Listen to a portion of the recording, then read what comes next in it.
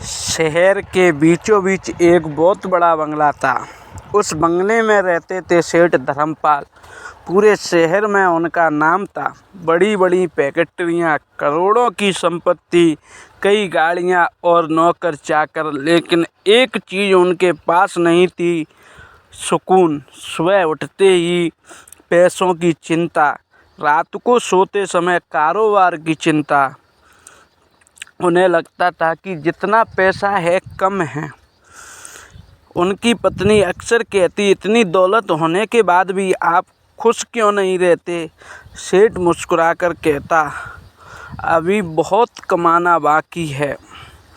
उनका बेटा कहता, पिताजी आज मेरे स्कूल में का कार्यक्रम है, आप चलिए। लेकिन सेठ का एक ही जवाब होता था, बेटा मीटिंग बहुत ज़रूरी है, अगली बार चलूँगा।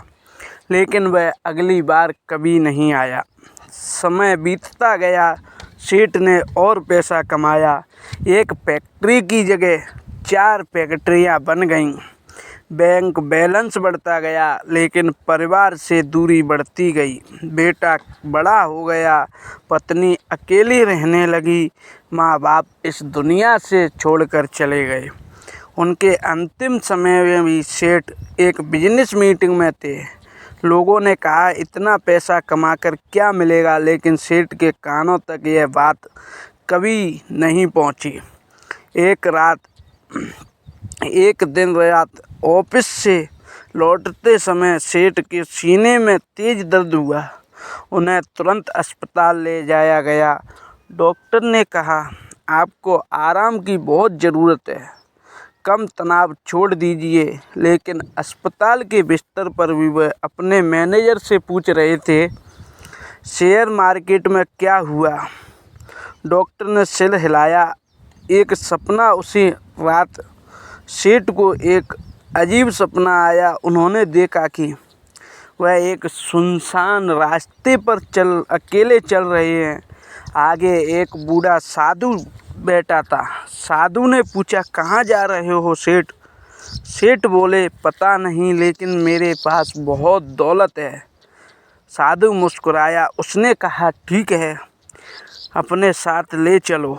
सेठ ने पीछे देखा। उनकी सारी गाड़ियाँ, बैंक बैलेंस, बंगला, सोना सब वहीं रह गया। साथ ही कुछ भी नहीं आया। सेठ घबरा गए।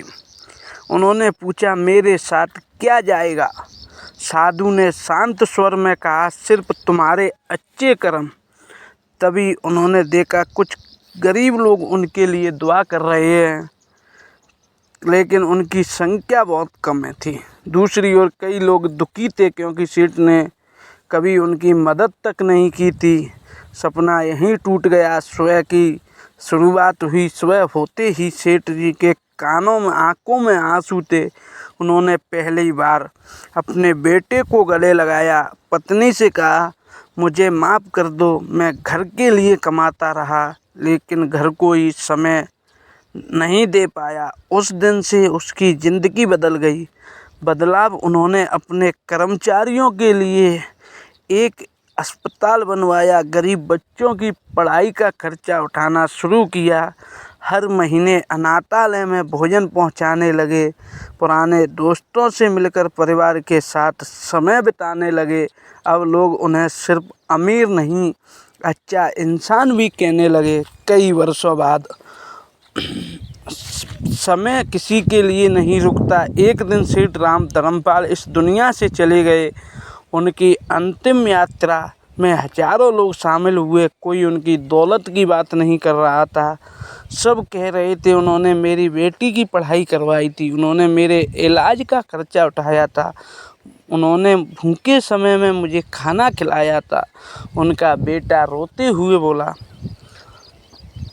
मेरे पिता करोड़ों की संपत्ति से ज़्यादा अच्छी सीख देकर गए हैं। साधु की बात उनके बेटे के घर के दीवाने बने, पर एक पंक्ति लिखवाई, कफन में जेब नहीं होती, और उनके नीचे जो था हो जाता था वह केवल अच्छे कर्म, नेक व्यवहार और लोगों की दुआएं दोस्तों आपके साथ जाती हैं मरते समय। तो दोस्तों, इस कहानी से आपको क्या सीखने को मिला, कमेंट